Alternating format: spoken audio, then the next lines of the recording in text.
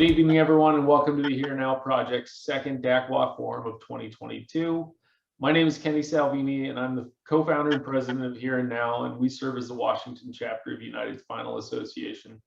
Our mission is to connect and empower the paralysis community in the Pacific Northwest, and we've done so over the years with care baskets to the newly injured, as well as our rotating calendar of monthly support meetings all over Western Washington, as well as potlucks, barbecues, and our annual meetup and other social events. And on top of that, we have been featuring these DAC-WA forums for the last few years, and they've been a tremendous addition to kind of the support we offer to the paralysis community. And you know, the Disability Advocacy Coalition of Washington, as they call themselves, it's a longtime group of wheelchair users that wanted to put together a forum, and we just call them the DAC. And so we really appreciate all their help in putting this together over the last weeks and months, and as we continue to do so in the future.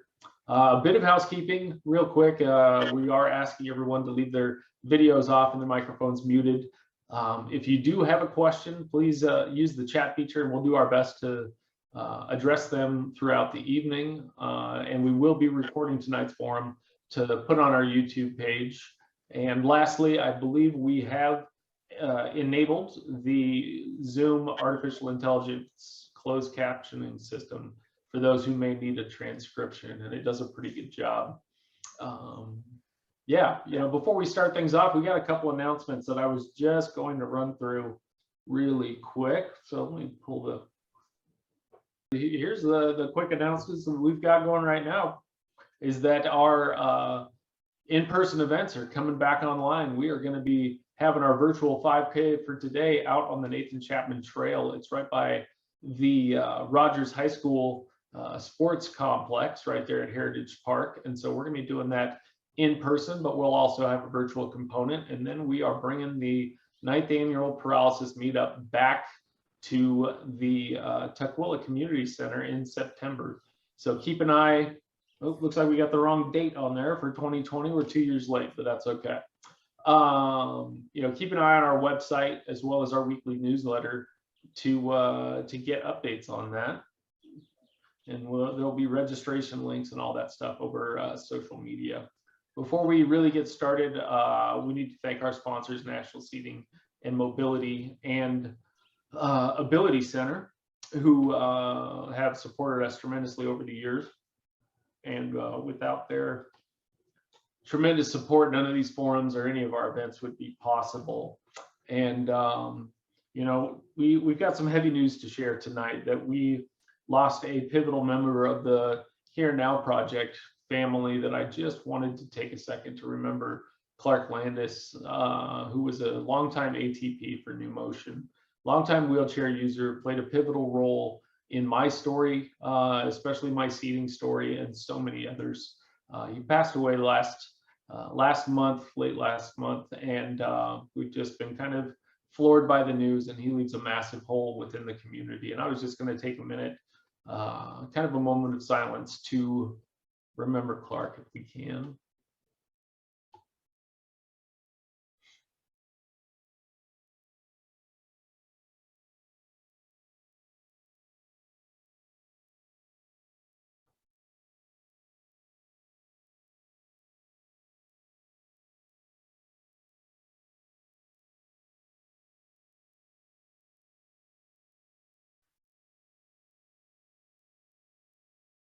Thanks everybody for observing that with me. Clark was a great man. He leaves, like I said, a massive hole, and he played a rather pivotal part in my story, which is kind of the Here and Now Project story as well, which I was just going to touch on before I hand it over to all of our resident experts. But the Here and Now Project story really starts with my seating journey, that I was paralyzed back in 2004 from a snow skiing accident. And you know, back in 2004, that was kind of the dark ages of social media, that we weren't able to get as connected as we do now. There were no Zoom forums or anything like that. And so I came out of the hospital very uneducated when it came to seating and positioning. And it led to a really years-long battle for me with pressure sores, I think my first pressure sore showed up, I think, within 6 months after my injury. And yeah, I think that one kept me in bed for the better part of a year. I had 2 pressure sores, one on each side of my backside on my ischial bones that went all the way down to the bone, got infected, and kept me in bed for a year. And yeah, that was kind of what set a long precedent of me being a shut-in and never really leaving the house. And then in 2008, I had probably barely gotten healed from those previous pressure sores, that I got another one that wound up being about 5 centimeters deep and tunneled through to the bone again. And this one kept me in bed for the better part of 2.5 years. You know, it was a long, dark journey, and one of those holes that I really didn't think I was going to come out of. And you know, anybody who has heard me talk about the Here and Now project know that there was one chance meeting that really played a pivotal role for me, and that was meeting a man by the name of Dan McAuley, a longtime wheelchair user. It was actually January of 2010. I was at a random Kiwanis fundraiser, and I ran into Dan and his wife, Gail. Yeah, he came rolling up, and we started talking about pressure sores and all the different battles that wheelchair users have. And he told me about the ride cushion, which you know, many of you guys out there watching this online are probably sitting in that cushion as well, because it's been around for quite some time. You know, and just kind of the unique way that it offloads the pressure from the ischial bones, whether it's, you know, kind of dispersing it around the medial parts of your legs and backside. That was something that was pretty crucial to me, because I just could not get my ROHO cushion to really play well with my seating positioning. I tried multiple iterations, all different air kind of permutations, all those things, and they just would not work. And you know, this specific seating system really set me up as for a lot of success for years to come. You know, and that's really kind of the spark that ignited the idea of the Here and Now project, because you know, that's the biggest thing that we have to offer, is the individual connections that we make with one another and the resources that we can share, because you know, we shouldn't have to reinvent the wheel these days, and thankfully we don't have to, with all the connections that we've made. And we get to share all of this useful information with people checking in from the hospital or anywhere else. And you know, but my journey kind of has been one of those slowly evolving situations, just like probably so many of the other advocates on here can attest, just because, you know, the aging process has kind of come for me. I didn't think it was going to be, you know, so quick. Here I am 18 years later, and, you know, it has really been an evolution of my seating and positioning with my needs. You know, I snapped this picture just the other day, and you can see some of the scoliosis issues that I've been having over the last few years, just from being in the same position for 18 years. And so, you know, that has really required me to take a step back and really analyze all the different equipment that I've used. And for me, I've still been using the ride cushion so far. You know, I started out with this custom cushion, which is a specific mold, which I think yeah, Jill and Elisa will be able to kind of talk about as well when they share their expertise in a minute. But then I also jumped to the Java cushion, which is a off-the-rack piece of equipment that has been pretty helpful for other situations. I was able to make that work for quite some time, but now I've jumped back into the ride cushion. And just in the last probably calendar, I want to say 3 years, I had to make the switch to one of these custom molded backs. If you haven't seen the process, I'll have to put a link in the chat as far as the new way that they mold these backs. It's really pretty fascinating that they put you in a beanbag chair basically, and they hit you with a vacuum, and they kind of suction your positioning to a complete mold that they can then scan with their with a phone or an iPad, and then that's where they come up with the molds themselves to create the seat back. You can't quite see the correction that I've got going on in my seat back in this picture, but yeah, I'll be able to pull up a picture or two that we can share when we get to the Q&A. But you know, this has been kind of one of those, you know, kind of crucial journeys for me, that it has been kind of one of those situations that I really have to be vigilant about my positioning. I spend more time in front of the mirror than I would like to admit these days, but it is really all about getting the positioning kind of pretty specific for me. But you know, I noticed in putting together this forum last week that my I haven't made an appointment in quite some time, which is why I'm really excited to kind of be putting together this forum with the DAC-WA and to bring in these experts, because I think we've got some firsthand experience from Jill, but also expertise coming from Elisa, as well as Chad from National Seating and Mobility. And so with that, I'm going to step off my pedestal real quick, and I want to hand it over to Marty Whitman, who is our resident ATP on the DAC-WA, and kind of our seating specialist, that he can do quick introduction of Elisa and Jill, and they can start kind of going through Jill's longer journey. So take it away, Marty. All righty. Good evening, everybody. So our first up will be Elisa and Jill. Jill being client, I'm assuming, right, Jill? Yes.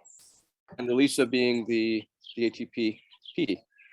So I'm going to have you guys give your own bios, if that's okay.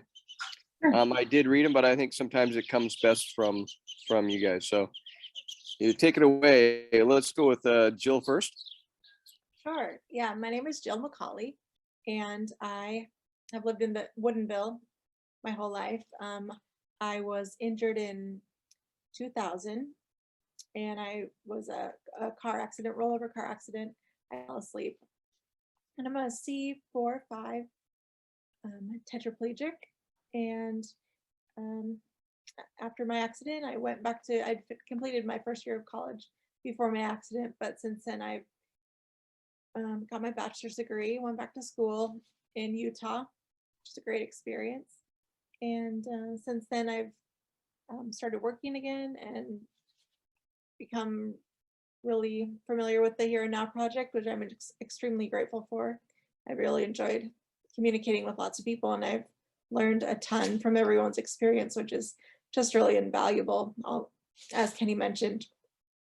And I've been on a pressure sore journey for a while. Fortunately, thank God, I've never had anything close to as bad as what Kenny did, but still I still haven't quite found what the exact right seating system for myself, but I'm still trying to figure it out. And then Elisa's been a huge part of helping me do that with her patients, and yeah, willingness to stick with me. And my name's Elisa, and I've been a physical therapist for about 17 years, and first worked at Harborview for several years, mostly on inpatient rehab for people with spinal cord injury and stroke and traumatic brain injury, and did a little bit on their seating clinic. Then I did a couple of years at Seattle Children's. I've done some adjunct teaching at University of Puget Sound's PK program, and I also work now in a private practice 1 day a week doing wheelchair seating, going to people's homes, as well as working in a school district and seeing kids with disabilities in that context. And it's an honor to get to speak with all of you tonight and be able to do this with Jill. She has so much personal experience in this area, and we've learned a lot together from each other. And I'm just also impressed that she's a great public speaker and communicator. Thank you. I hope everyone will, sorry about my dog.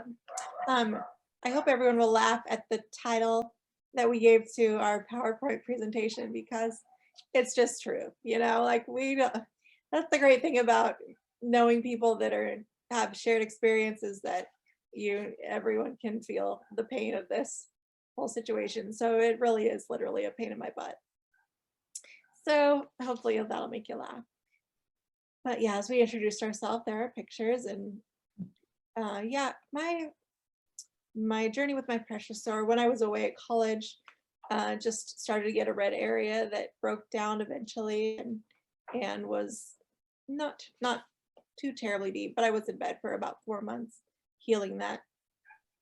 And so ever since then, it's just kind of been easily irritated, and I've tried lots of different, 2007 original injury, and then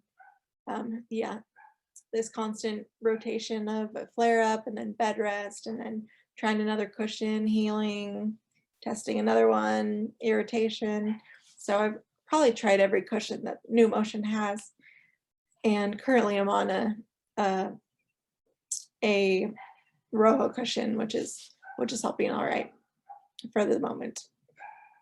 But yeah, just a warning to everybody, if you've never had a bad experience or any experience with pressure sores, just be diligent from the very beginning. Always be checking your skin for those small red areas that come up, test them to see if they will, what's the word, Elisa, when you press on it?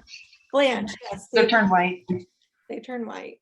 Yeah, and just really stay vigilant with those. And I'm not sure the answer to this question. I think you just have to keep looking to try and find the right thing.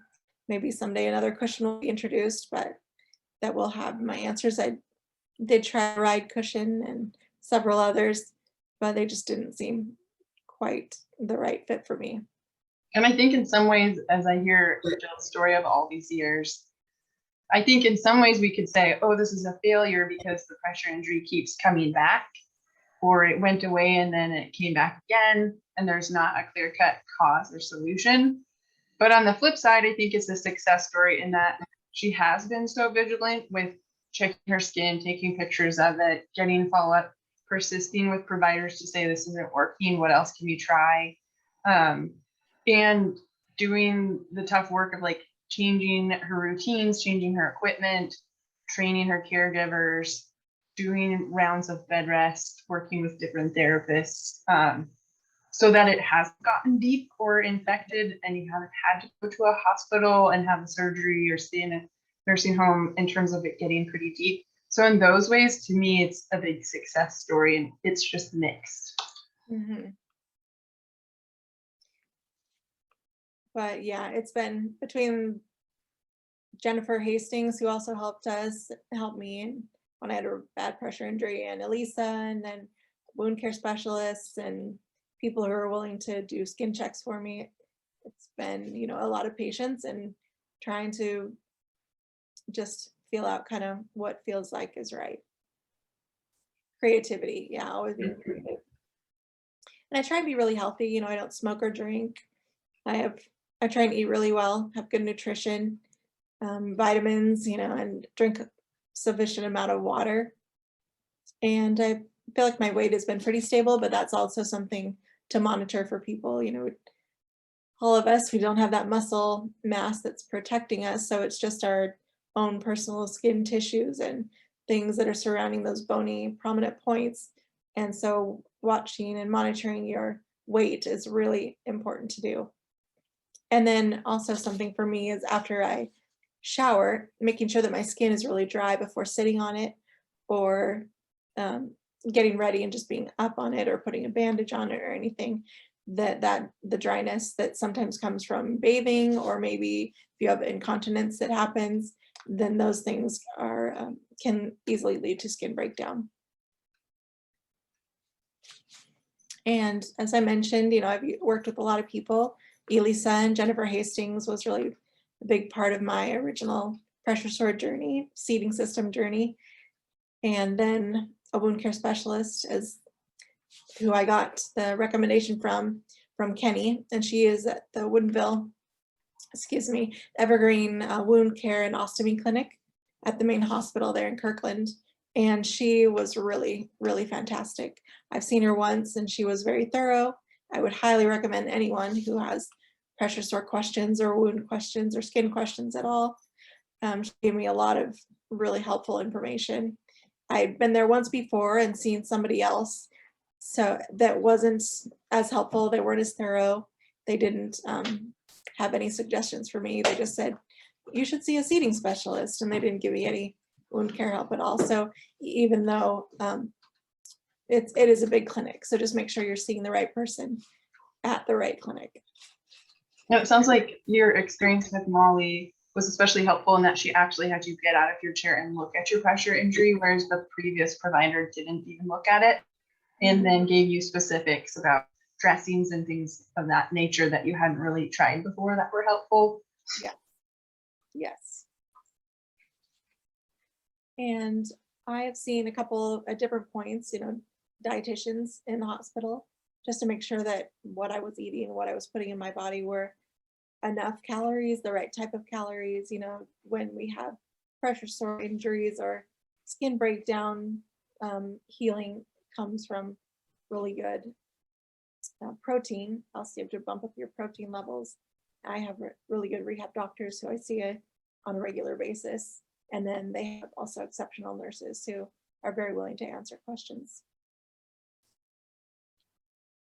Yes, Jennifer Hastings, if most people know her in this area, that her expertise is really, really deep. She's been in a lot of areas, and she is currently a professor of physical therapy at the University of Puget Sound. Mhm. And then Elisa, yes, who you see here. So in terms of pressure injuries and wheelchair seating evaluations, the topic of wheelchair seating evaluations can easily take up several hours to days of presentations. So this is by no means an exhaustive overview of how to, or an exhaustive look at how to do a wheelchair seating evaluation, but just some highlights of things I want people to think about when they go to see a wheelchair seating specialist, so that they can look for these things and advocate for themselves. Like Kenny mentioned, everybody's bodies change over time, and if somebody has a disability, specifically even a spinal cord injury, their bodies can change sometimes more quickly.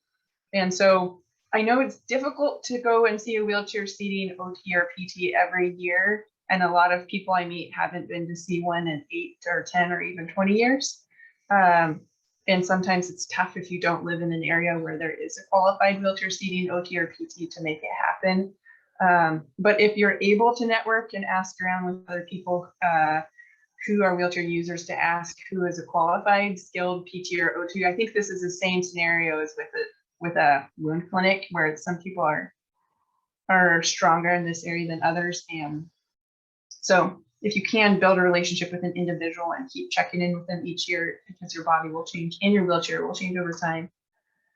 And I know Dr. Hastings says this a lot as well, but a wheelchair seating evaluation has got to involve the therapist having you get out of your wheelchair on a firm surface, whether that's a firm mattress, the floor, a therapy mat table, because otherwise they can't take accurate, thorough length measurements or angle joint measurements if you're in your wheelchair. And they're also seeing you in a wheelchair with the influence, positive or negative, of your wheelchair, and that can sometimes obscure some of the information that needs to be gathered. One of the things that changes over time as people age with a disability and as wheelchair users is that a lot of people's hamstrings get tighter, and then a lot of people's low backs and hips lose flexibility. So those are some of the reasons it's really important to get out of your wheelchair and have a PT or OT check those angles related to your hips and low back and hamstrings. You can't do that in a wheelchair. If a therapist doesn't measure those things, and then they try to work with you and a wheelchair supplier to order a wheelchair, and they don't know the limitations in your flexibility, what can happen is the new wheelchair can have angles and lengths that don't match your body, and instead are kind of more formulaic. Like a lot of times you'll hear people say a wheelchair should have a 90-90 angle, meaning the hips are bent to 90 degrees and the knees are. But that doesn't work if people don't have 90 degrees of flexibility of their hips and knees. And it might also just not help you to have the best possible posture and the least pressure on any of your sensitive areas. Instead, a wheelchair should allow for, accommodate, and respect wherever your body is limited, and not try to stretch you or push you into areas where you don't have flexibility, because otherwise it's very easy to have poor posture, get pressure injuries, and have a lot of issues with asymmetries. And then another highlight is just that kids and adults who are wheelchair users, most often the wheelchair seat and the seat cushion are too deep. They're often accidentally kind of pulling the person forward in their seat and right up against the calf. And that often pulls people onto their sacrum and tailbone and sit bones more forcefully and can cause that slouch type of a posture. And so if you're being measured for your upper leg length that relates to your seat depth in your wheelchair, sometimes that's measuring you in that suboptimal posture and can lead to this cascade effect of getting longer and longer seat depths and more pressure injuries and posture issues. So for most people, you want to be measured out of your wheelchair to check your upper leg length to figure out how deep of a seat cushion and wheelchair seat you should have in this position. So laying on a firm surface on your back with your hips bent to 90, if you have that much flexibility, and your knees bent to 90 if you have that much flexibility. And then they should be measuring from the soft part on the back of your calf to the mat table. And that's your upper leg length when your back's fairly flat and your pelvis is fairly upright. So it's mimicking having a more upright posture if you get into this position. If you have really strong tone or some abnormalities in your body type, this doesn't always work, but for most people that I work with, kids and adults, this is a really important spot to get your accurate upper leg length. And then another very common problem, in addition to having a seat depth that's too long, is to have a wheelchair seat and wheelchair seat cushion that are too wide. The width should be snug, particularly on a manual chair. It should be so snug it almost fits like a glove. And if it's not, a lot of times people's bodies just tend to kind of drift. So their pelvis shifts to the side. This can cause scoliosis. It can cause pelvic tilts or obliquities. And that's just setting you up to have a pressure injury versus a wheelchair seat that's narrow, that fits your hip width, is more likely to help keep your body centered. And this is a measurement that you would want to have checked when you're sitting, not laying down. And then if you're in a rural area or you're in a clinic working with a therapist who doesn't have a lot of equipment, just know the equipment that they need to do a thorough wheelchair seating evaluation, most of it is very cheap and easily accessible. So that angle finder to figure out the wheelchair seat and back angles, which would relate to your hip flexibility, is only $5. Having a rigid tape measure or ruler that's metal or wood, so it's not very flexible, is again about $5 to get your upper leg length, your hip width, and other lower leg length key measurements. And then a goniometer, so that the thing to measure the angles in your joints, is $15. So it's only around $30 to get key supplies. And even if a therapist doesn't have a mat table, you might be able to transfer to the floor, or I even bought a body board, which is firm foam. And I put it on people's beds and I transfer them onto that if we don't have access to a therapy table or something else firm to take our measurements in homes. On the flip side, a pressure map system, so that black square fabric that you see, as well as a tablet or laptop that comes with it to measure high pressure areas, is expensive. They can be $5,000 to $10,000. Wheelchair seating clinics, especially in more urban areas, often have them on hand for therapists to use, and then a lot of suppliers have them as well. So ask, because sometimes they just sit off on the shelf in clinics and at wheelchair suppliers shops. And so even if your specific therapist doesn't bring one to the evaluation, it might be available and something to bring up if you have ongoing issues with pressure injuries. But with pressure maps are kind of like thermometers. By that, I mean, they just check one thing at one moment in time in one scenario for one person. They don't give you all the information you need about pressure injuries and pressure, or they don't tell you everything you need to know about a given cushion or wheelchair. So keep that in mind, especially if you're looking at marketing brochures for cushions that highlight how great their pressure mapping results are. That's kind of a misnomer. They are really just a tool for checking where you have more pressure than others underneath your bottom or wherever they're placed. So one of the things to keep in mind if you're getting pressure mapped is that if you move around, that will change where the pressure is distributed, or if you have high pressure areas. And if you sit on the pressure map on the cushion for a while, sometimes the cushion will settle and it'll give you a different result. So by this, I mean, if you are sitting on a pressure mat, ask if you're able to wheel or drive around the room for a few minutes before they take a close look at the map results with you. And just, or even just sit in place for a bit to have the cushion settle. Also keep in mind that a pressure map of a cushion is not just about the cushion, it is very much related to the wheelchair fit. So if you have a seat depth that's too deep or a width that's too wide, like I mentioned before, that can cause high pressure areas that have nothing to do with the cushion. It is entirely to do with weights on your wheelchair, or if your wheelchair doesn't accommodate where you have limited flexibility, like at your hips, and your wheelchair back versus seat angle is too tight, that can cause pressure injuries as well. So you need to have a full wheelchair seating evaluation like I talked about before, and not just jump straight into a pressure mapping session if you're trying to figure out your wheelchair and cushion needs to manage or prevent a pressure injury. And then I've sometimes seen pressure mapping take place on cushions on a therapy mat table, but usually I don't think that makes sense because the lengths and angles of your wheelchair and how your whole body is being positioned greatly influences the pressure mapping results. It's not just the cushion. So if you're trying to decide between different makes and models of cushions and adjusting them and trying to decide between different sizes, insist that it's on a wheelchair that fits you as closely as possible and is not just a bunch of cushions lined up on a mat table for you. And then even if you do have an ideally set up wheelchair and a cushion that probably is going to meet your needs, a lot of wheelchair cushions that are designed for people who have pressure injuries have some amount of adjustability. So before you write off the cushion you have or one that you're trialing, make sure it's adjusted properly, whether that means kneading the gel or readjusting the inserts or making sure that the foam wedge is in the right spot or adjusting the air level before you rule something out as a cushion option.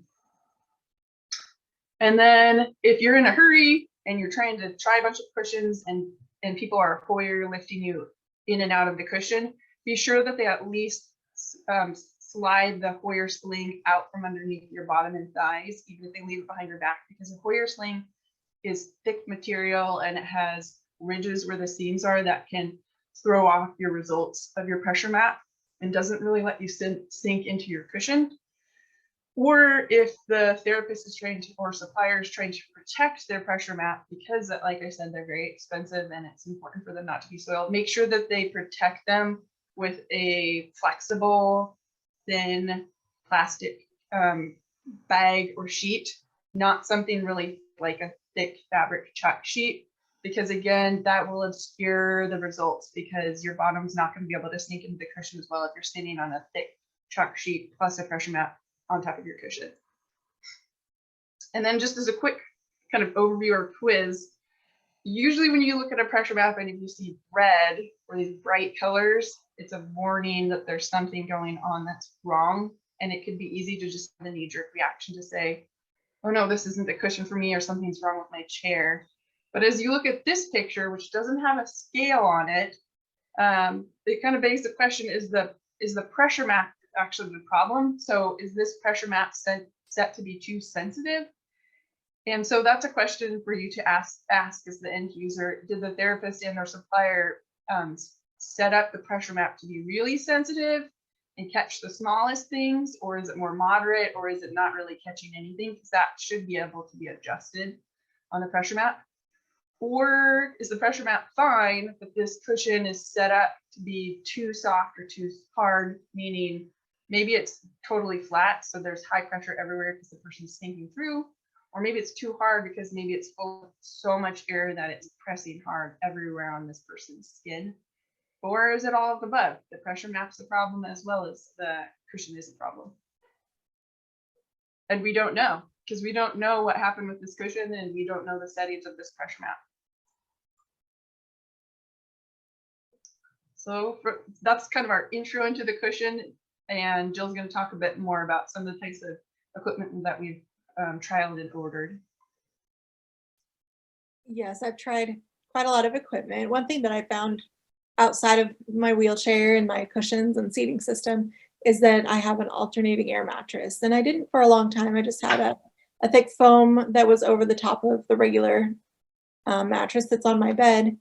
But as I kind of got more into this, I just wanted to eliminate, I don't think any of my pressure injuries were ever a result of not having an alternating air mattress, but I have just found that it is kind of comforting, but also I know, you know, from being in the hospital and everything and talking to people, that this is something that is just like a preventative. It's something to have that is good if you can afford it. They're fairly inexpensive on Amazon. You can get one that works pretty well. They also can be very expensive. So just, you know, kind of shop around if you're thinking about getting one of these, but I recommend them. And then recently I also got a new reclining shower chair, and that was really good. I had the same one for a really long time and just didn't think about it. You know, I get up and shower, just get going with my day, but I didn't really consider that it was possibly maybe leading to my skin being irritated. And so I've gotten another one, and it's much better fitting, newer. And it also has a custom seat that has a ROHO overlay on it. And so that is just something that makes for sure that I am not irritating my skin while I'm showering. And then I have, you know, several different caregivers, as a lot of us do. And I really make sure that they're all trained really well. And several times I've had Elisa come out and give instruction about the best ways to transfer, the best ways to sit me in my wheelchair really correctly in the right place, which is really, really important. You can have the right seating system and the right cushions, but if the people who are transferring you or taking care of you are not putting you in the right position, then those things really could be still causing damage or trauma to your skin. And then I've also had someone come in and do a home evaluation just to watch me around my home and see how I do things and what I do. And maybe there's something that I'm doing that is also, you know, causing trauma. Getting in and out of the car is another place, or just your daily routine. Sometimes we overlook things because we just do them every day. And when someone comes in from outside and views that and watches what you do, they might be able to see something that is leading to some of your problems. And I recently, about a year ago, got a new power chair. I have a Permobil, and it does have this memory seating profile that's kind of newer out there, which I was hesitant to use. I always had a recline, but I never had a tilt. So I was reclining to do pressure releases, but I didn't have the tilt where just the backrest tips back on its own, because I was afraid that it would cause shearing to my skin, make me get in the wrong position in my wheelchair just from that transfer, or that movement of the backrest. But you had tilt, but not recline. Oh, yeah, probably. Okay. I always confuse them. Yeah, I had tilt, but not recline. Recline is just when the backrest goes back. Mm-hmm. And so, but now the chair has capabilities that when you do just recline, that the backrest moves up and down with you instead of causing you to get out of position. And because I sit at the same seat to back angle all the time, that I found that works the best for me. It has, if I do recline it, I can press the memory seating button and it will take me directly back to that exact same angle, which is very helpful. And I think that's so important if you get a chair that has power tilt and recline, because when I was first a therapist, most people I worked with only had tilts to the back and the seat tilt together, kind of like a rocking chair.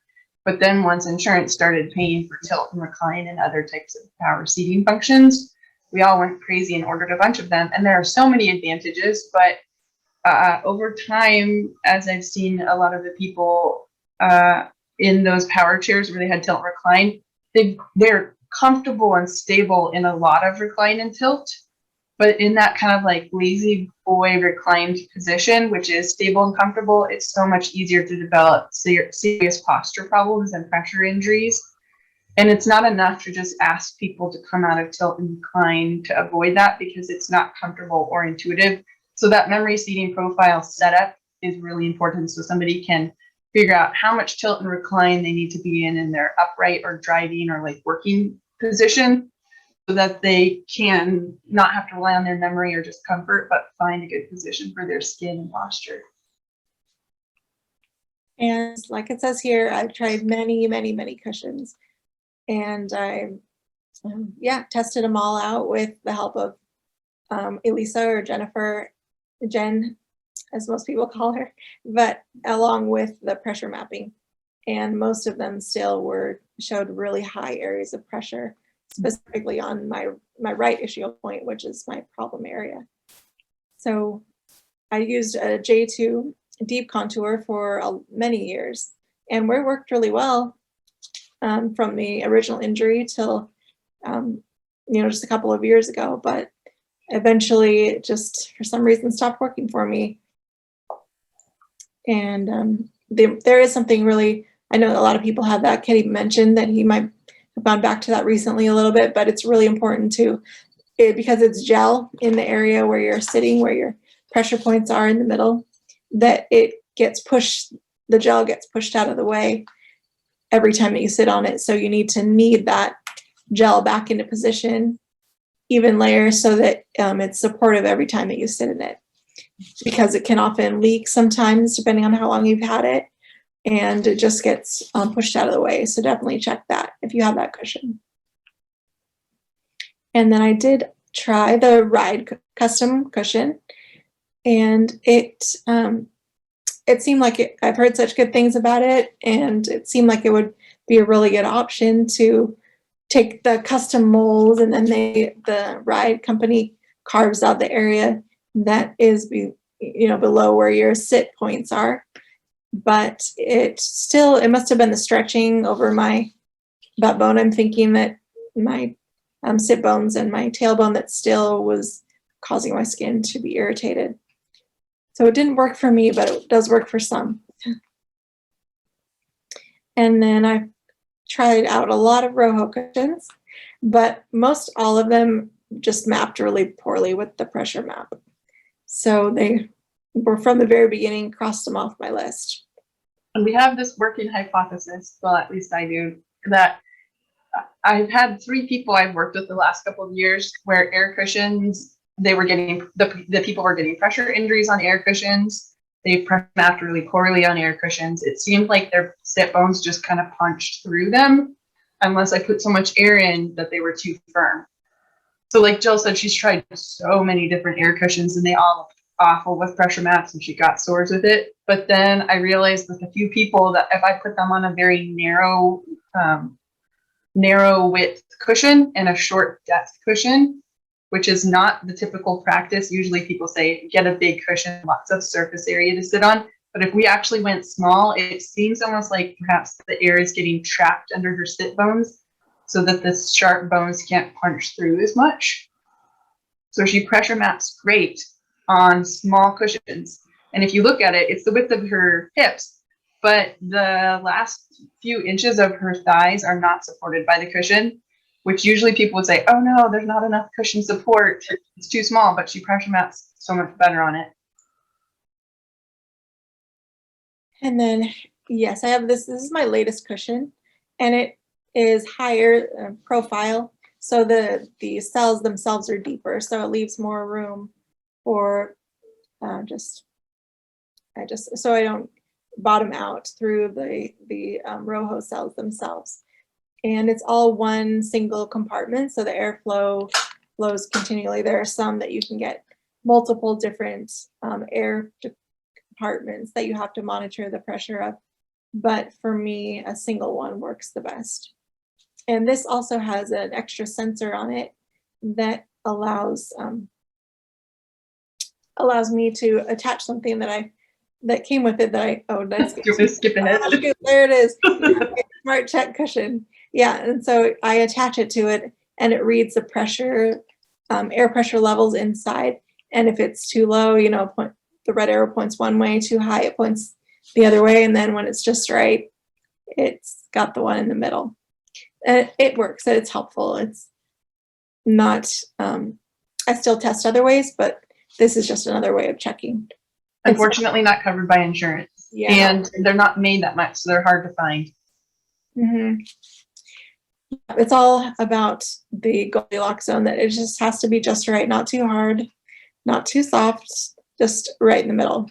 And testing and determining is kind of just you have to work at it.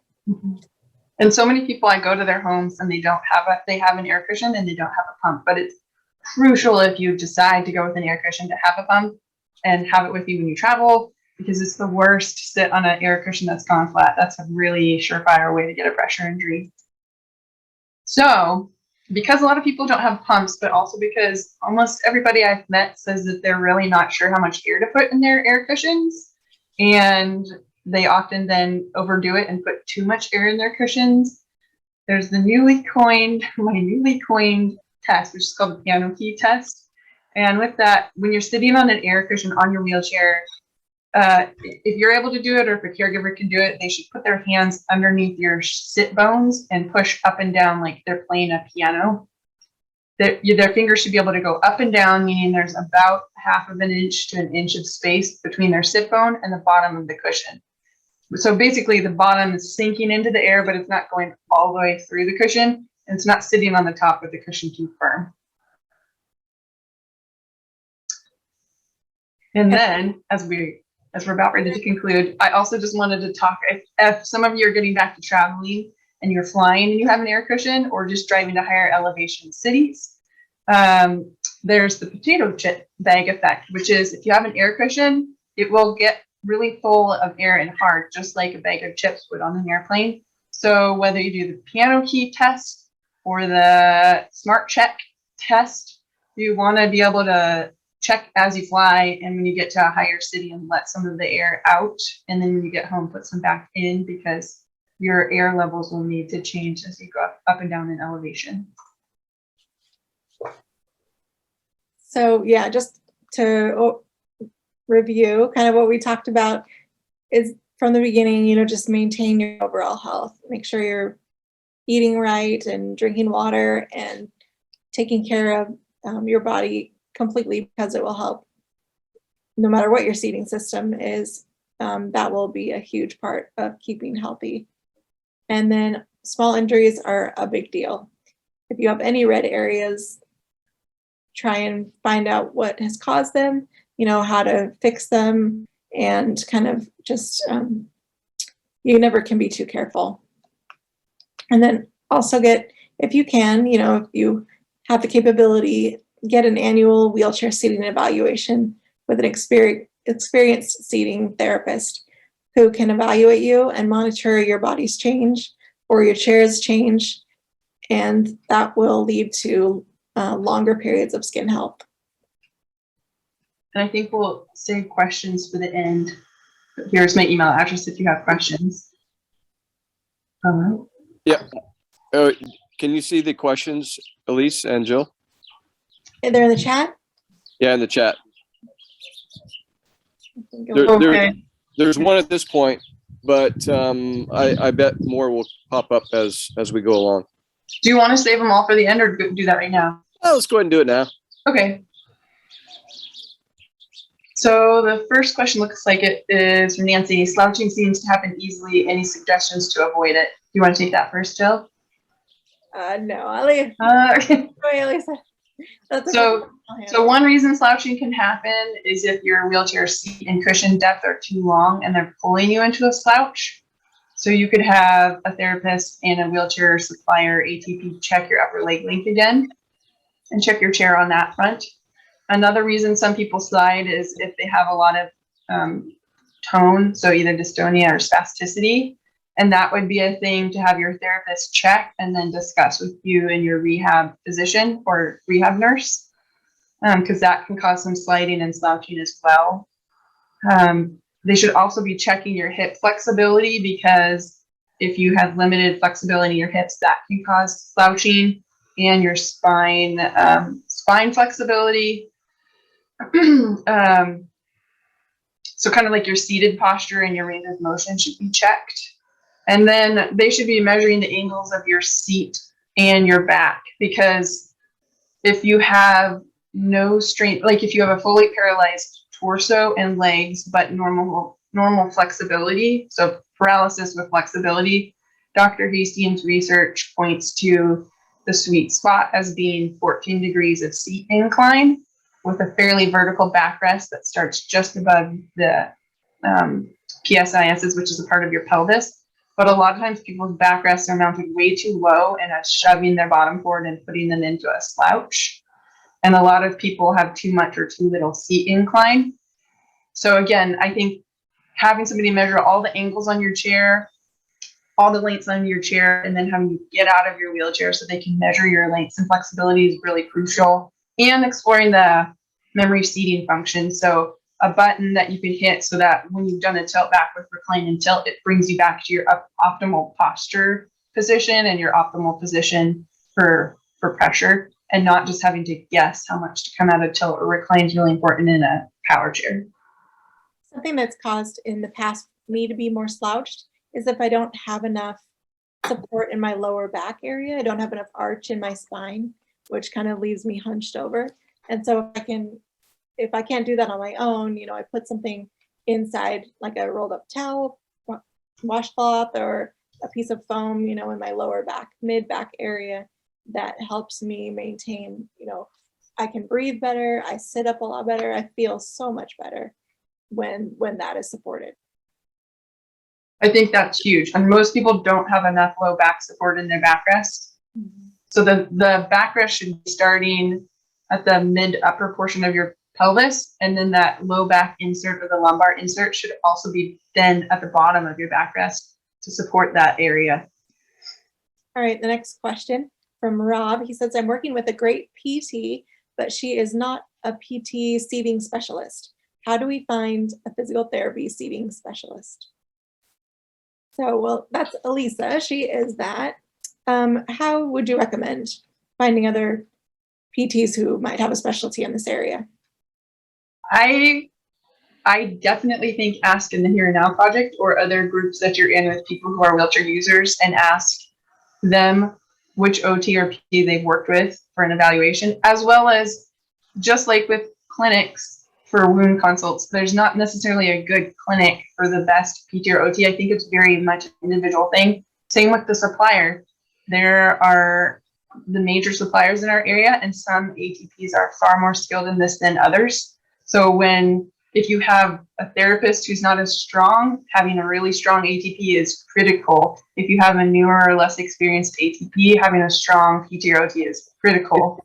So I think the more you can ask around a network and ask what people's experiences have been, the better. And the University of Washington and Harborview have really good wheelchair seating clinics, I think, and you can make an appointment there and they can definitely help you.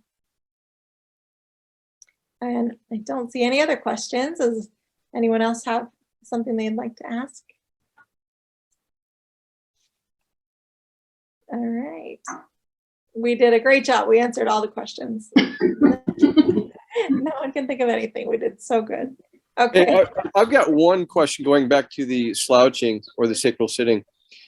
Elisa, is there any time in which okay to sacral sit? That is a question. I don't know the answer to that one. Elisa jumped off for a second, but I don't know. Maybe eventually over time you found that it works for you, unless it's leading to you to kind of be chasing the right position and getting more and more in the slouch position. But, sorry, I couldn't unmute myself. Would you say that question one more time, Marty? Sure. Elisa, is there any time in which it's okay to sacral sit or to slouch? I think if you're doing it temporarily for a purpose, like if you need to scoot forward and sacral sit to calf, or to get your pants up and down, or other like self-care related skills, that'd be a reason to get into that more stable sacral sitting position. I also have had some people who I work with more with cerebral palsy or other types of brain injuries where they sacral sit because they don't really have flexibility to have an upright or forward tilted pelvis because they have so much high muscle tone and limited flexibility in their back or hips. So sometimes there's not really a workaround because their body has changed so much that that's not an option to come out of that position. And then I think I've worked with other people who have gotten so used to sacral sitting and being in a slouch that even if we can mock up an upright position, they just feel so unstable. And it's hard to kind of get used to being upright again. So sometimes I stop temporarily or long-term because I can't make somebody feel unstable if they're not going to tolerate it. And maybe it needs to be a gradual change over time. All right, yes, and someone asked what ATP stands for, and like Marty said, it's an assistive technology professional, and they have those at places like Numotion or other Suppliers sorry, or yes, vendors. and they're there to help you kind of navigate all the different options for equipment and help you order those. And it's a certification exam. So several years ago, OTs, PTs, and wheelchair suppliers all had to take the test if they were going to together be prescribing certain types of power chairs for people with Medicare. But then that got dropped where just the suppliers are required to have it and the PTs and OTs are not. Some PTs and OTs still choose to get that certification, but they don't need to. They can prescribe with their license, whereas suppliers do need to have that ATP certification. So usually if somebody says I'm an ATP, they mean they work for a vendor supplier, but there are some PTs and OTs who have that certification as well. All right, Marty, I think we did it. Thanks, everyone. Okay, sorry about that. I was muted there. Thank you. Great presentation. We sincerely appreciate it. And if somebody thinks about something after a while, then they can always put it there in the chat. So that concludes your presentation. Am I correct? Yes. Great. Thank you again, Elisa and Jill. So next on the docket are Joe Schumacher from National Seating Mobility, as well as one of his ATPs, Chad Carmen, and they are going to present as well. Gentlemen, if you would go ahead and give a quick little bio on yourself, if you would, that would be great. I see Chad is up there. Is Joe going to join us too? I'm on here, Marty. You got me. Oh, gotcha. Okay, I didn't see your picture. Okay, very good. Or your name. Okay, Yep. Great. Sorry, I'm on my phone. Oh, gotcha. Hey, Joe, why don't you go ahead first and then introduce yourself and then Chad. Yep, sounds good. So thanks again to the DAC-WA for inviting us to join another one of these forums. Some of you may remember me. We did one with Marty and Shannon at our Mount Lake Terrace branch and reviewed kind of just some daily maintenance and upkeep for both manual and power chair clients. So just full disclosure, I am not a practicing ATP, but I do play one on TV. That's a joke. I literally, that's the most screen time I've ever had was during that session that we did, Marty. But so it's been a while since I've been an ATP. I've invited Chad to join us here. He is a practicing ATP, and I'm really, and to Elisa's point, we as suppliers for certain products, you have to have an ATP credential to be able to provide those products. So generally it's some of the more complex manual or power products out there, and essentially everything Elisa and Jill have talked about today in terms of seating interfaces, power tilts and reclines, those would all require, per the majority of the payer sources out there or insurance companies that a lot of you as beneficiaries would have, they would require us to have that ATP credential. And quite honestly, just having been in this industry since 1995, I would always suggest that you look for an ATP regardless of whether your specific product needs require the ATP credential. You want to have an ATP at minimum involved in helping your therapist and seating specialist to determine what those equipment needs are. So anyway, yeah, been in the business for a while and working with National Seating and Mobility alongside my counterpart, Chad Carmen. who's been in ATP for quite a while as well and practicing during that whole time. So I'll turn it over to you to Chad to finish your introduction. Okay, can everybody hear me? Perfect. I'm Chad Carmen. I have been in the industry for going on about 20 years now. Been a practicing ATP for, if I'm not mistaken, about 15 years. Or 14 years, 15, 14 years, somewhere in there. I've been with a few different companies, and now I'm here with National Seating and Mobility, and privileged to be able to work with them.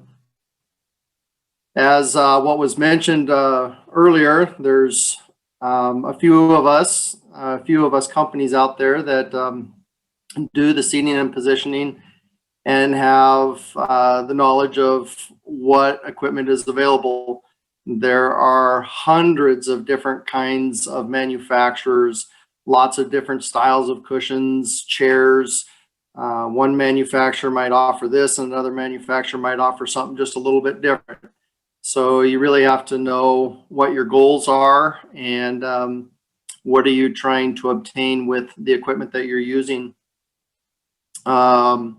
I was asked to come in and talk about pressure mapping, though I don't know how much more I can really present. The first presentation was really good about some of the pressure mapping abilities there. One thing I have, I've worked with Molly Price when she was down at Valley Medical Center, and then she moved up to Evergreen Hospital. So great resource if you're dealing with wounds, and a great doctor out there. As far as pressure mapping is concerned, it, as what was already mentioned, pressure mapping is a tool that allows us to look at what's going on between the buttocks and cushion, mapping the millimeter of mercuries of pressure to see where the high peak pressures are. And peak pressures will always be most of the time under the bony prominences. Other times I have even found where bony prominence, or not the bony prominences, but sometimes the clothing that a person wears, you can get higher peak pressures if there's wrinkles or there's other things that are going on that may not necessarily be related to the cushion. And clinics, seating clinics are usually the best place to have a pressure mapping system. Vendors do have them, or most vendors that I'm aware of have them. I know I've got one. I have a 3D pressure mapping system, but do I use it all the time? And I'll be honest with you, I don't pull it out all the time. It's easy to blame the chair or the cushion, when in reality, I have found over the years that it's not necessarily just the cushion, which how great it would be if we could have a cushion, a chair that provided 100% protection, and that's not always the case. When I've gone out to homes to do an assessment, I've been called out. Molly has asked me to go out and visit a person, visit people from time to time. And I will say that 80 to 90% of the time, I don't even pull out the pressure mapping system. After I get there and assess what's really going on, there are a lot of other factors that really are playing into why that person has continued redness. The sores aren't healing, or the sores keep coming back. And until those things are addressed, it doesn't matter how much pressure mapping you do. If you don't address what's causing the problem, the cushion isn't always the fix-all. We'd like the cushion to fix the problem, but we're not on the cushion all the time. And so we need to find out what's really going on. And as was what was mentioned is pressure mapping only measures pressure. And there's many other factors. One time I went to what was called, and they still have it, COVID's kind of slowed it down, the International Seating Symposium. There was a presentation that was given up there by a therapist up in Canada, and it made me think differently about pressure sores and how to look at what's going on. And the presentation was pressure injuries from a 24-hour perspective. We may be up in our chairs for 6 to 12 hours. It all depends on how much you spend in your chair, but where are you the other part of the times? And one of the things that was talked about was the injuries, the pressure ulcer history, how often the sores and redness occur, and is there a history? What might be causing that? Is there activities that exacerbate that, or that you find that the redness becomes more profound?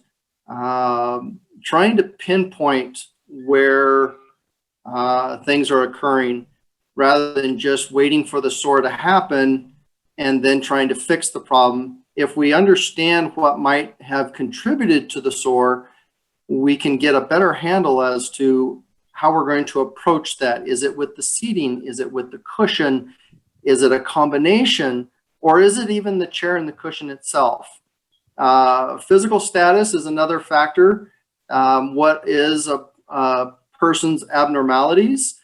Is there more bony prominences than other? Is there a leg amputation that needs to be considered, that maybe there's more pressure on one side than the other because they can't distribute the pressure equally?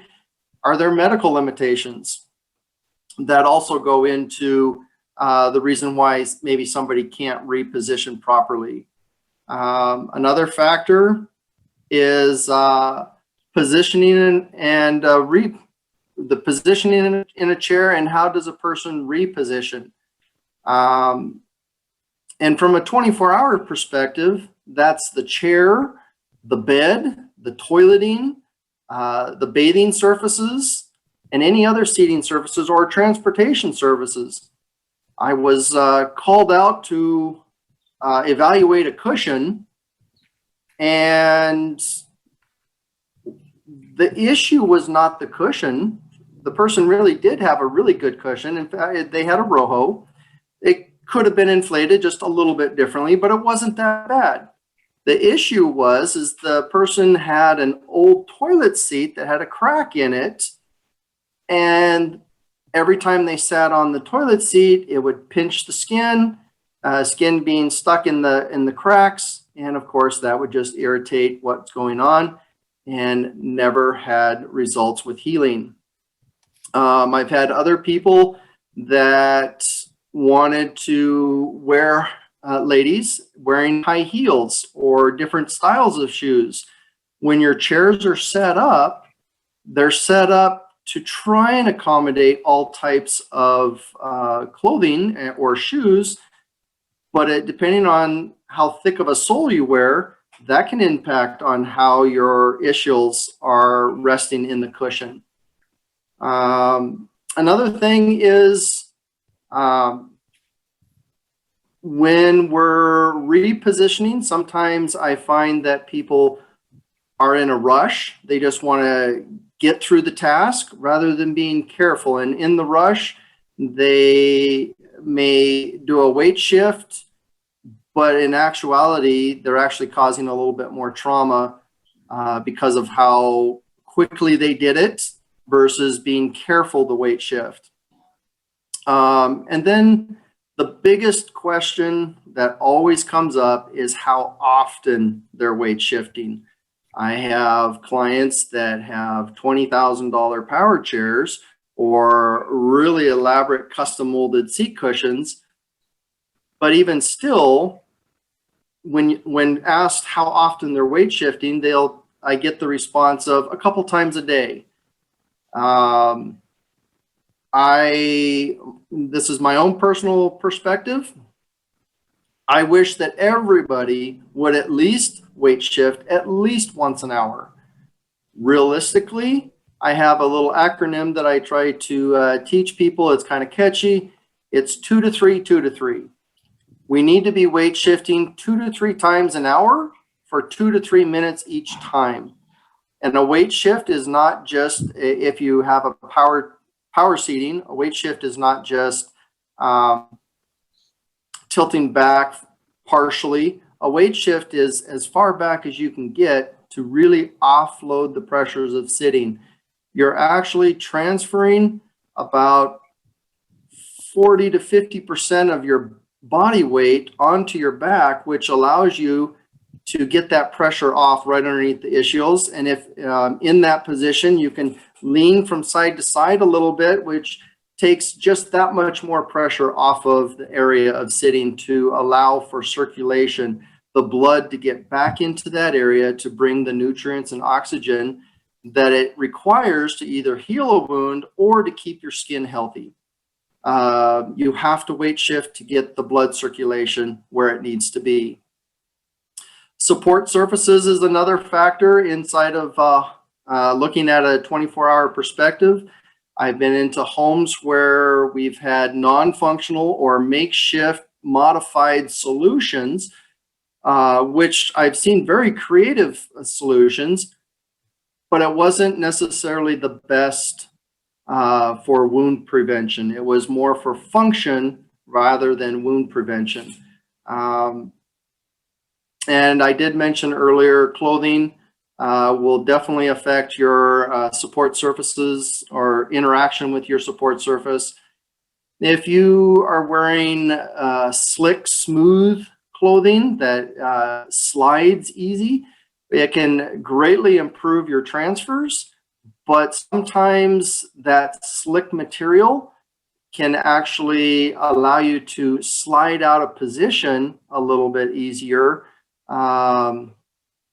So that's just little things to think of. Friction and shear.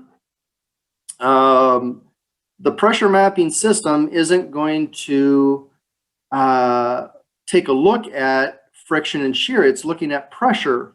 So depending on how you are transferring to and from your chair, the toilet, the bed, in and out of vehicles, that can cause quite a bit of shear factor. And the way I try to explain it is, when you look at a rubber band, if you nick a rubber band and it's just flaccid, you really can't see the nick in the rubber band. But as soon as you start stretching it, you can definitely see the nick. And the same goes with the skin. If you're trying to heal a wound and all the little microfibers are coming back and they're healing, but then all of a sudden you stretch that skin, all the little microfibers that went into healing that portion or that amount of healing, you just stretched all those fibers and you broke the healing that have taken place. So being careful of friction and shear throughout the day is just as important as your pressures. And of course, being careful of sacral sitting. Like what was talked about earlier with Elisa, is the angle of your seat. Sometimes people need to have a little bit more tilt. There's a certain degree with power seating, the standards of practices is 25 degrees of tilt, reduces the sliding forces, sliding out. 25 degrees of tilt greatly reduces it. And then of course, when you get to 30 and greater, that's when you're going to see your best pressure relief. So sometimes people do need just a little bit of tilt or angle in their seat or something to help kind of hold them back.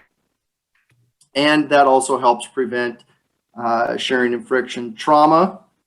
I've been into cases where we wanted to say it was the cushion, but how they transferred to and from a surface, it was a real solid pop pivot, and they were coming down hard on their butt or coming down hard into their car. And really what that was doing was causing more bruising or transferring hard onto a toilet surface. And that too was causing trauma, which led into why the sores weren't healing. The surface wasn't ideal. Heat and moisture is if I've gone into homes where there's been a lot of moisture going on. When you talk to the caregivers and get a sense of where things are at, if heat and moisture is not addressed and kept at a minimum, again, those are factors that will exacerbate whether a person can get a sore healed or how well that cushion is going to work for them. And then what was, and I'll reiterate, self-management behaviors. Do we perform frequent skin checks? How frequent do we do them? And what do we do when we start finding that we're seeing issues? I have, it's easy to put things off until we have a problem, but it's harder to fix a problem when it's significant. If we can catch things in the beginning and be aware of our sitting and the surfaces that we're on, where if something is starting to happen, what's causing it, and take the preventative measures to get that turned around before it turns into a full-blown sore. And whether that's the caregivers checking or whether that's taking a mirror and checking for yourself, I've seen it both ways, but making sure that somebody is checking the skin. The more we sit, the more likely we are to be at risk of sores. And so we need to take that into effect. Another factor within a 24-hour perspective would be nutrition and habits. If we're not getting the proper nutrition, and that can help with healing and maintaining strong tissue. Sometimes bad habits, bad eating habits, or sometimes smoking. But making sure that we're trying to keep our bodies as healthy as possible to prevent the likelihood that can occur. When I look at this, is there any one factor more important than the other? Any one of these factors can be a contributor to a sore, especially within a 24-hour perspective. I've had many times where it really wasn't the chair or the cushion, or if it was the chair or the cushion, there were small things that could be adjusted, but really it was some of the other factors that went into why they were maintaining sores in their chairs. And that was because of other surfaces that they were on and then getting into their chairs. And then how often do we evaluate one factor and come to the conclusion when in reality we need to be looking at the bigger picture, the full picture? And then again, I've said it a few times here, but thinking about your seating and positioning on a 24-hour perspective, not just in the chair itself. Are there any questions? Thank you. Thanks for letting me come and talk and share some thoughts. Thanks, Chad. So a few things. Number one, early going in your presentation, it was Jill who put out there that she removes, when you were talking about clothing, she said she removes her back pockets on her pants or jeans or whatever it might be to take away any type of inconsistency in the clothing. So that's a great idea. And then Kenny says, document. I take photos daily to track skin issues. And the other thing too, to keep in mind for everybody, if it's not document, and I love the document, but keep in mind, you might be documenting something, but the insurance company isn't going to take for your hearsay versus a doctor. If you're starting to get sores or redness on your bottom, let your doctor know about it, because when it's been documented, it has occurred.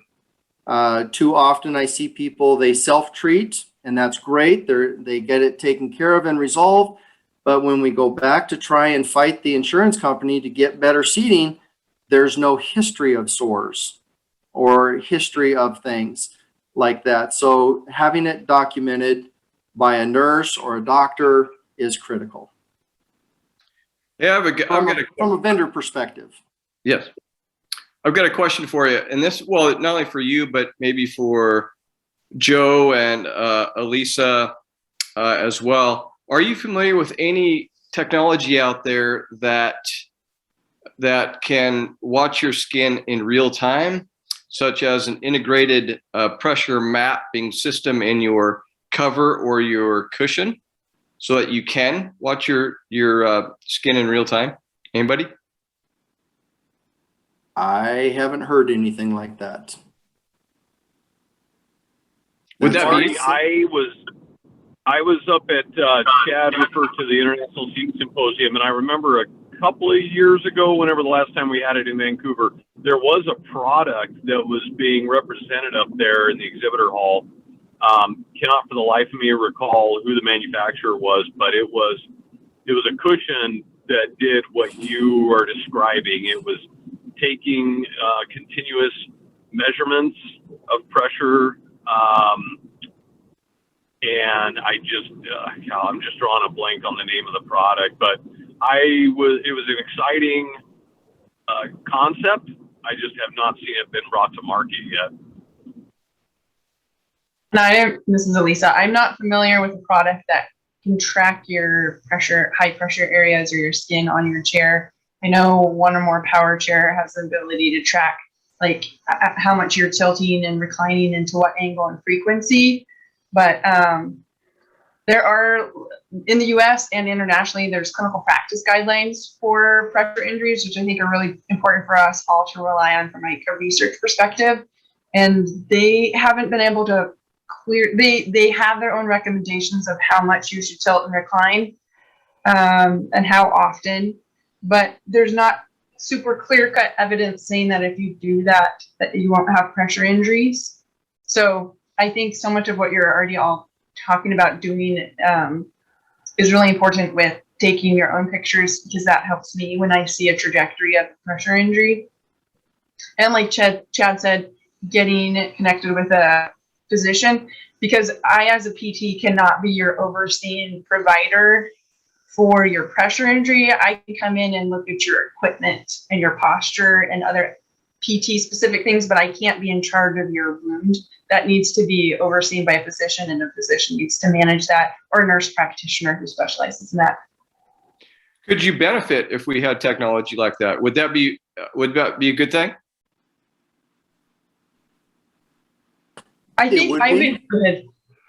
I was just going to say it would be. It's whether or not it would come to the United States. Some of the things at ISS up in Canada, some of those inventions are, some of the unique features are up in Canada, not necessarily down here in the States. And the next, not to say it can't be funded, but then the next factor is trying to get the insurances to accept the equipment. So a lot of that unique equipment would be self-paid. Elisa? I guess my first thought is that would be a huge volume of data to go through if there's certain moments and activities throughout the day when the pressure is going up, and to have to kind of work backwards and figure that out and look through all the rest that which fine sounds challenging. And then I think going back to Chad's point, sometimes we don't know if the issue is truly pressure versus shear or even blunt trauma of striking things during transfers, or even moisture exposure and infections as far as that goes. And a pressure map can't capture that full picture. So I would say in a way it'd be nice, but it doesn't paint the full picture and it'd be a lot of data to sort through. So I kind of almost would rather perhaps somebody maybe out at HURO, the Human Engineering Research Laboratory out in Pittsburgh, could maybe explore it for a bit and see if they could tease out maybe activities or positions where people are getting pressure sores with that kind of equipment versus trying to get that on everybody's personal wheelchairing system. Thank you. Okay, this is from Kenny. Do Elisa or Chad see issues with skin stretching too far with the ride from the offloading mechanism? Go ahead, Chad. With the ride cushion, I've seen great success, and I've also seen failure. But that can be said for any cushion on the market. If there's not enough, if you're bottoming out in the cushion, you're gonna have those issues and sometimes stretching issues depending on how much extra tissue you have. So having it custom molded specific to you, and sometimes even a remold sometimes is required to try and get the cushion to work the best. And I've also had some clients where I think, Jill, you had talked about this in the fact that the ride cushion wasn't the best solution for that person, especially when they're extremely active and they want to self-transfer, but they're not getting themselves perfectly into the cushion. They think they're in the cushion, but they're not. Whereas other cushions can be a little bit more forgiving if you're not perfectly positioned to get the optimal pressure relief all the way around the support surfaces. Whereas a ROHO, you can give or take a little bit, and it's still going to give adequate pressure relief. Elisa, have you seen anything, where the skin has been stretched too far?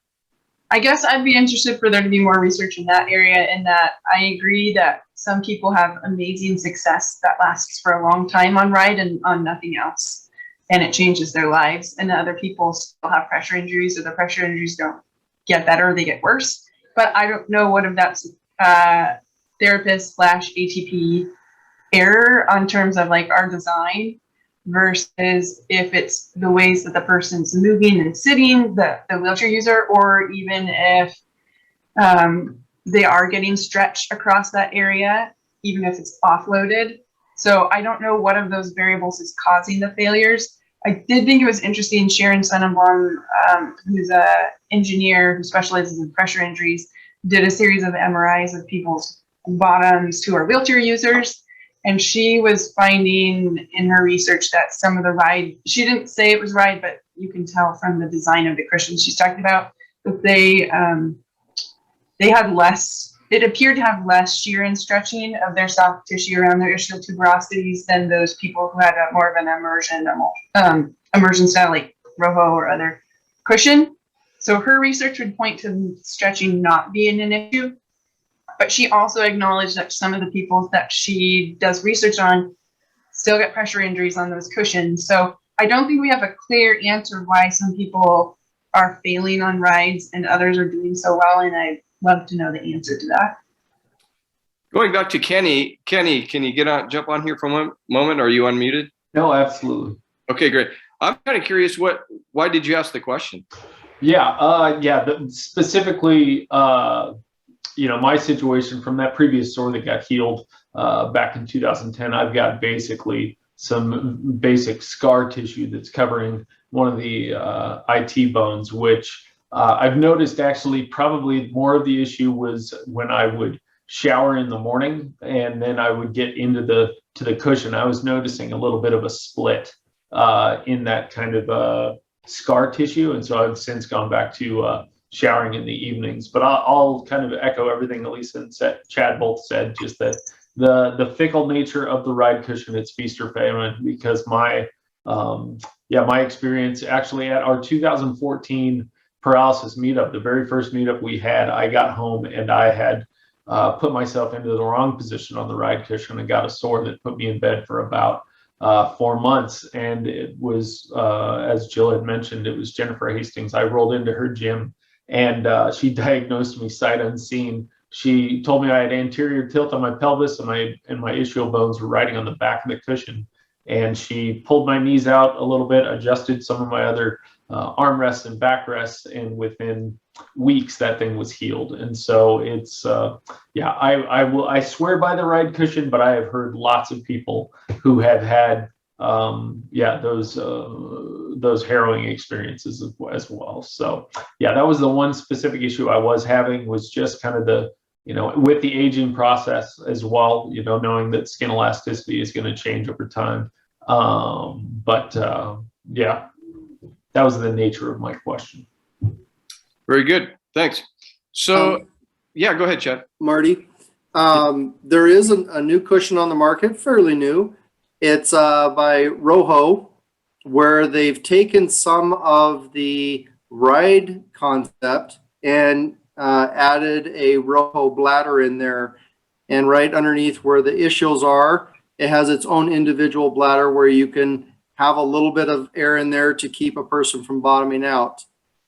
It's kind of the best of both worlds, both air and ROHO style. Again, not everybody likes the concept.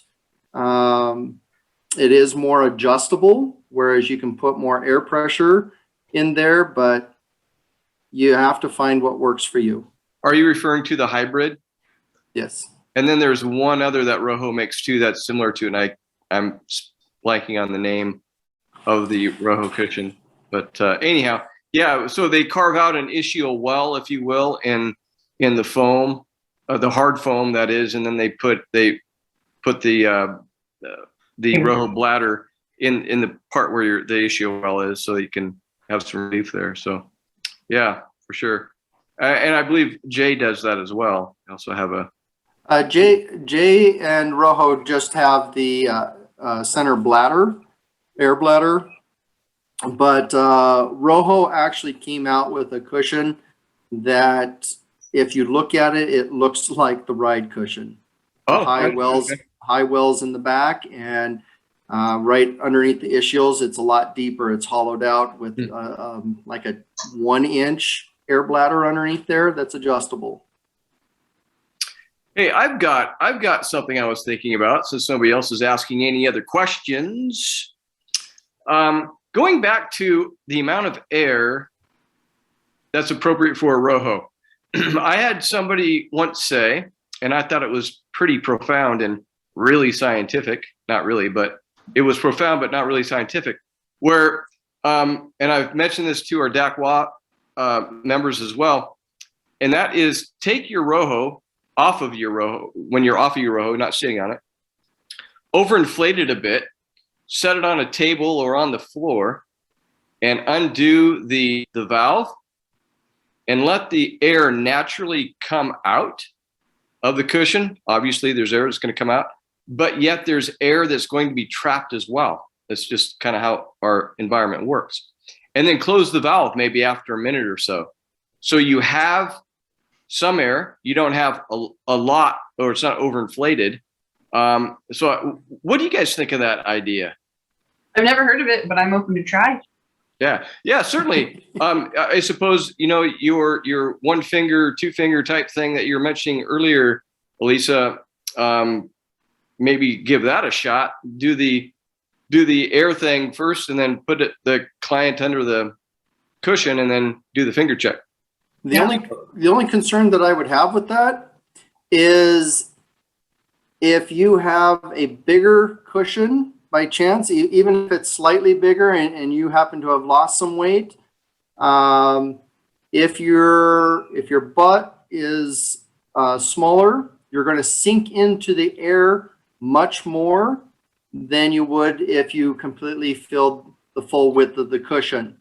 So if you're going off of that concept and you're skinnier, you're likely to bottom out in that smaller amount of space. Certainly. Not realize it. Yeah, just a thought, maybe a place to start. So I just wanted to add, I think when Jill and I were brainstorming who has managed her wound over the years, as soon as we finished, I realized we didn't want to highlight a specific supplier or ATP in the greater context of pressure injuries and pressure mapping and stuff like that. But I think it is important just to acknowledge that for my time with Jill, I don't know about during Dr. Hastings' time with Jill, we've leaned so heavily on Tracy Smith at Numotion to get us so many different types of cushions to trial, power chairs, backrests, rolling shower commode chairs, lent us for pressure map. So I know there's lots of other ATPs and vendors who do the same, but I think I was remiss in us not including her in the picture of trialing different types of equipment and having her cross-check all of our work.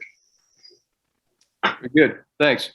Rob Gibbs asks, are there important issues to watch for daily versus weekly to watch on a gel cushion? Jay, for example?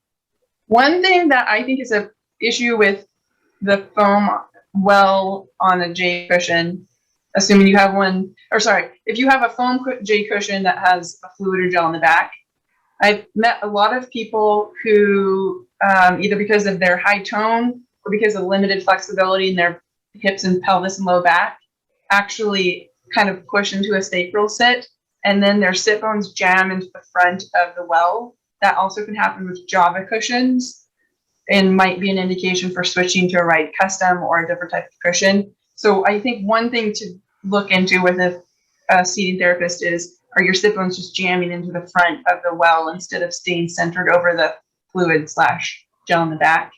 And then I think almost everybody I've worked with over the years, their gel or fluid bulges out the back, like Jill mentioned, and they don't knead it or smooth it down to keep it centered under their sit bones. And then I've also had other people where they've gotten a hole in the little packet, and so the fluid or gel has leaked out. So day to day, I would say knead it and make sure there's no leaks. Thank you. To add to that, Yep. one of the things that I've noticed is that when you're doing a gel cushion, I'd rather err on just a little bit shorter than longer, because if you're sitting back in the gel, and like Elisa was saying, is that if the cushion's too long, that too is going to force you to sit on the front part of the gel, which is going to migrate all the gel to the back, and you're not getting any pressure relief.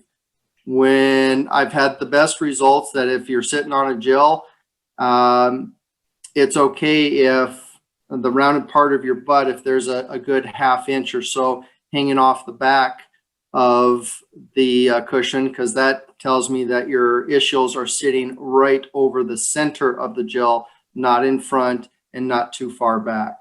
You really need to find the position where you're sitting right in the middle of the gel. Thank you. So Kenny Salvini, if you're in the chat box, you'll see he posted a site or a link to a resource list for wheelchair seating. Thanks, Kenny. Also, Debbie Jenkinish would like to know, do cushions have to be approved or justified for insurance coverage? Are there some cushions insurance doesn't tend to cover as much? Why don't we go with Chad? And Elisa, I'm sure you could answer this, but this is more of an insurance issue that Chad would be more than happy to answer. As long as the cushion has been coded by the insurance companies, they will get covered as long as the person meets the criteria. So there's basic cushions, skin protection cushions, adjustable skin protection and positioning cushions, and all those styles have codes. If the cushion is not coded, it will not be covered. There are unique cushions on the market, and they've never gone through coding, therefore won't get the insurance companies to pay for them. What? Yeah, I'm sorry. So I think maybe taking a look at who qualifies for what. So is it diagnosis driven? Is it what? How do you determine what you qualify for? cushions and backrests and positioning items are code driven. And so you have to have a certain medical diagnosis. Medicare has come out with a list of medical diagnoses that a person must have. And then, of course, anomalies that go along with that for positioning items. So when you're thinking of a cushion, it could be either a sore or to qualify for a good skin protection cushion. It can, there's 3 categories. Either you've had a sore, or you have absent or impaired sensation because of the injury or paralysis, or you're unable to perform a functional weight shift. So those are the 3 categories that qualify for a good skin protection cushion. You can qualify for say a ROHO, even if you have a stage 1 pressure sore, because that is coded. Stage 1 or greater. Stage 1 is profound redness or greater, and that can qualify you for a good cushion. Or maybe you don't have a sore yet, but you're unable to perform a functional weight shift because of your diagnosis. That too qualifies you for a good cushion. And then I would just add, a lot of people I work with have a cushion that they like, but they haven't gotten it replaced in several years. And a cushion ideally should be replaced sometimes every 1 or 2 years, and insurance can sometimes replace it that often. So if you're thinking, oh, my wheelchair can't be replaced anytime soon, or it's doing fine, don't wait till you get a brand new chair to get a new cushion. They usually need to be replaced more often. If you're replacing a cushion with the same type of cushion, you don't need a therapist seating evaluation and a new letter of justification. If it's being replaced with the same thing, work with your supplier. They can get the paperwork signed by your physician to replace it. If you need a new type of cushion because you're having a pressure injury or posture issues or other things, I do think you should have a full seating evaluation to then trial equipment with the therapist and with the supplier. And also, I think it's important for therapists and vendors and wheelchair users to have kind of more candid conversations about what does it mean that something's coded, but also if a therapist or a vendor says that an item is not covered, just to have a conversation. Does that mean that insurance reimburses so poorly for the item that it will be approved perhaps, but it's too expensive to sell? I think that's not anything anyone wants to hear, but I think that we need to have those kind of conversations because we don't want to run wheelchair manufacturers and vendors into the ground with them having to continue to issue things that are funded so poorly. So I think I like to know as a PT if a vendor is saying something's not covered, that it actually could be covered, but it's too expensive and insurance is reimbursing it so poorly. And then I think also a therapist just needs to do their due diligence with doing a full evaluation. If they do and they list all of the different types of impairments, like Chad was saying, whether that's like your sensation, your skin history, your flexibility, your limited mobility, there's so many different things that your postural deviations, what you've tried, what you failed on, what you succeeded on.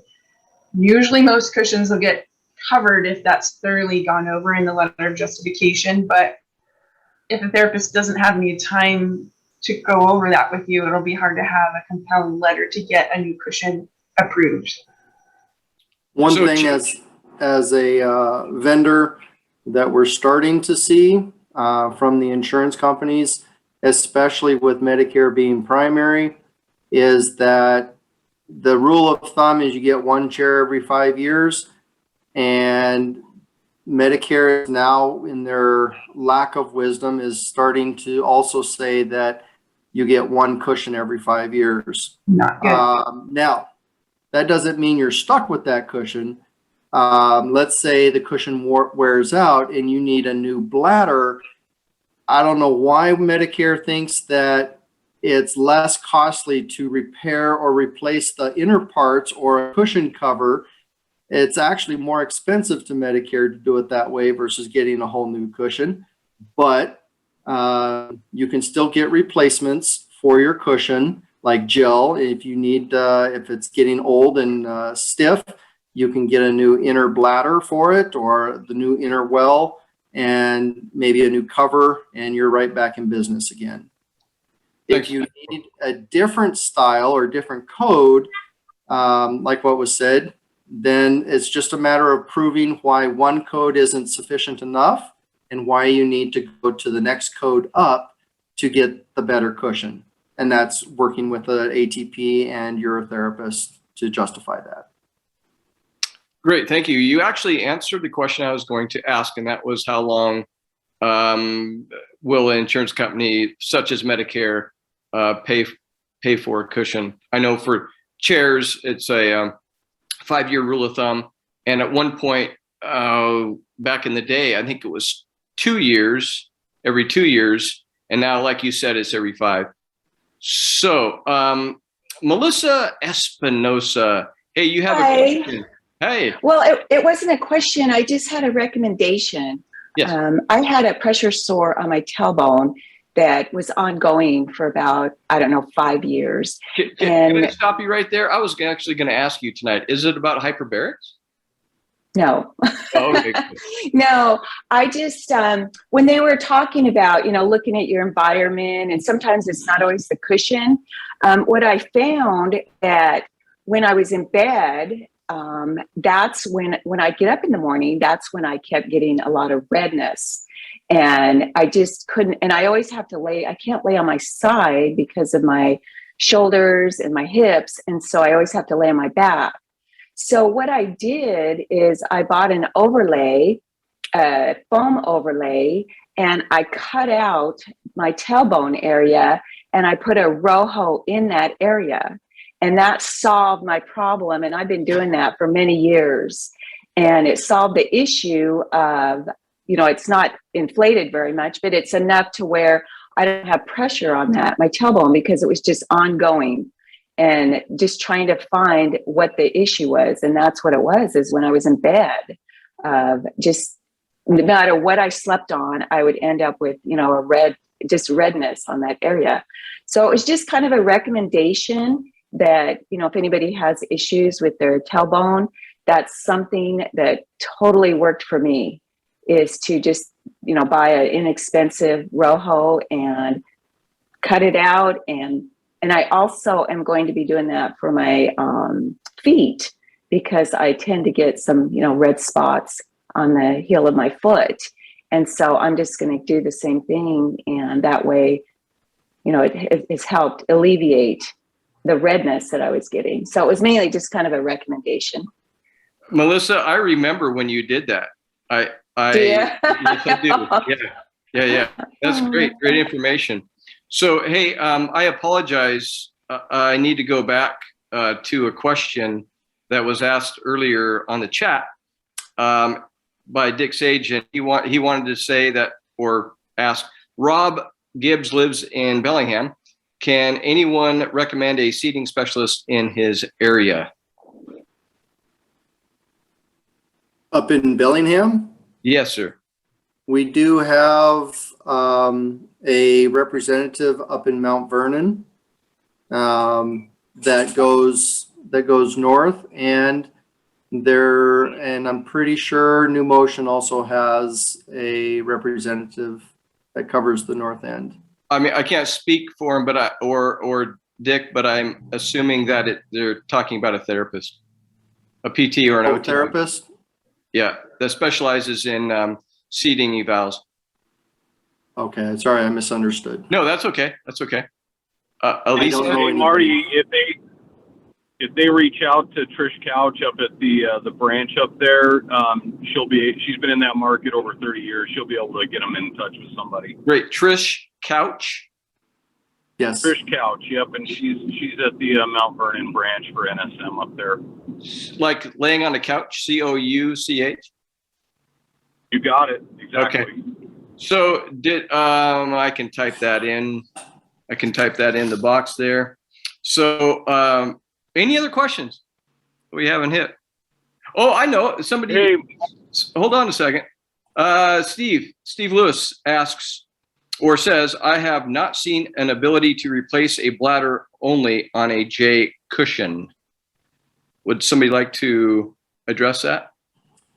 You're not going to find something like that over the web. that has to go through a manufacturer's, through the vendor, and the vendor will go back to the manufacturer and request just those replacement parts, but you're not going to find that easily over the internet. Hopefully Steve, hopefully we answered your question. So I know what you're talking about, and Chad is absolutely right. You have to go through a vendor. Probably have to give them the serial number of your cushion so that they can replace the bladder with a new one. So let's see here.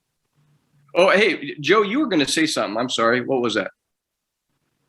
Hey, no worries. I was thinking of another product that I've seen a while ago, but I just don't see it that often. I want to say in the past 5 years, I've probably heard of one client that used it. It was a product called the Air Pulse by Aquilla. It's an alternating pressure wheelchair cushion. So Jill had mentioned that she's using an alternating pressure mattress. So this would be the same concept, but in a wheelchair cushion. So I've not had any experience with it or heard any feedback. Don't know if anybody in this group has any experience with it or feedback. I'm curious about it. And I'm curious kind of, what that alternating pressure impact on posture might be, if any at all, or if it's a successful cushion. I'm just curious. What's the name of that? Aquilla. Aquilla. There you go. Aquilla, Anybody have one? Anybody familiar with it? I've heard of them and I've read about them, but I haven't tried them. I've had a client with one, and he loves it. It does alternate the pressures over the buttocks.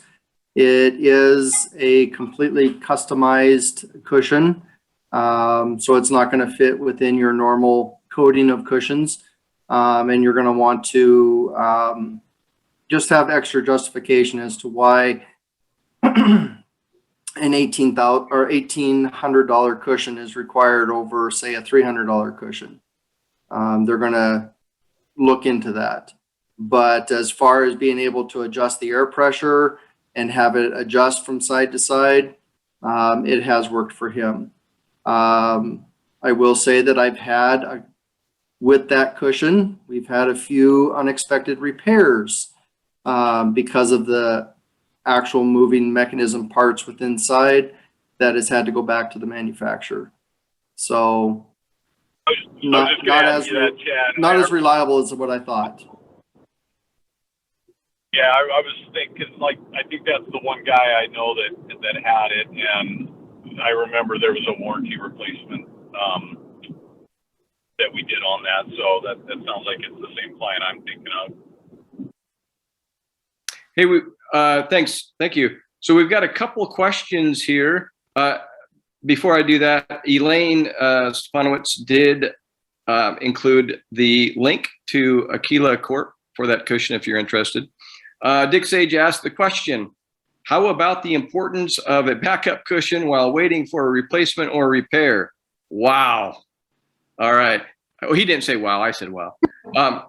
Is that important? Yes.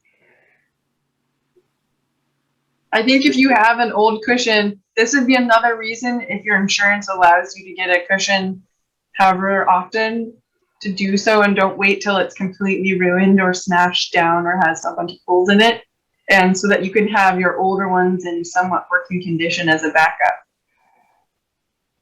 Always have a backup. That's just to me, it's a no-brainer. Even if it's just a chunk of foam, have something if you need to. I mean, you got to have something to sit on while your other one's repaired or waiting for something. But Chad, you want to say something? I was just going to say, take advantage of, if you, like what was said, if you can get a new cushion, get one. Hold on to them, maintain them, and just take care of it, because you never know when something's going to go bad or something needs to be washed, and you have that extra cushion that you can back up on. I've even had some people where they change out their cushions so they're sitting on a different surface. Just changing that dynamic helps their skin integrity as long as their posture allows it. They swap out which cushion they're sitting on throughout the day. Very good. So hopefully we answered your question, Mr. Sage. I think we did. Addie asks or says, I am she's a manual chair user. She uses a ride cushion, and I just want to say how much I need and appreciate having a ROHO Mini Max that I use in the car. Car seats are too hard for me without the extra cushion. If I wouldn't mind just piping in here. Great idea. I have one of those for long plane rides that I keep in my carry-on, and I use that. And as Elisa was saying earlier, you got to be careful about the plane and how the air works in the plane when you get to higher elevations. So I have one of those, and yes, I recommend them. And also another thing, I have a friend, his name is Mike, and he travels a lot in his van. He goes all over the United States. And I talked to him recently, and he was going in going into a custom upholster for his car seat, and they were going to take out a chunk of foam where his ischials are to pretty much create an ischial well, and then he was putting a ROHO in there in its place. So the reason why he's doing that, having it cut out, because if you just put a ROHO on top, it kind of messes up your way you sit in your car seat. So it's kind of like what Melissa did with her bed. Same concept, just inserting a ROHO in there where you need it. Yes.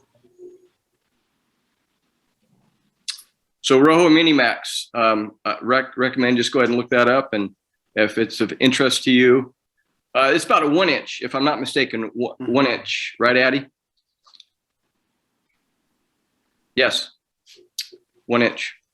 ROHO also makes another, like a sheet of 1 inch little squares, and it's not adjustable. You just put some air in it. And I use one of those too for a little device I have in my shower that I put on the seat while I'm transferring over. But anyhow, that's, she says also you can get them on sportaid.com too. Correct. And Elaine wants to know if the speakers will share their contact info. I know Jill had to already take off, but I could put my contact info. And then, does anyone know if Jill's fine sharing her contact info? I imagine so. I would think so. Knowing Jill. I imagine so. Yeah. And Chad, if you could put yours in there as well. Yes. And Joe, if you can as well. Yeah. And then Why? I'm not considered a speaker, so I'm not going to put mine in there. I Hopefully can you know how put to Joe's reach me. email in as well, because Joe's on the phone, so I can put his email in. This is. Addie did want to say that she said insurance told me we already paid for the chair cushion, so I bought mine out of pocket on sportaid.com. Oh, do you mean for your Mini Max? Yeah, sorry about that. I was kind of going backwards there a little bit. I want to make sure we hit everybody's questions or comments.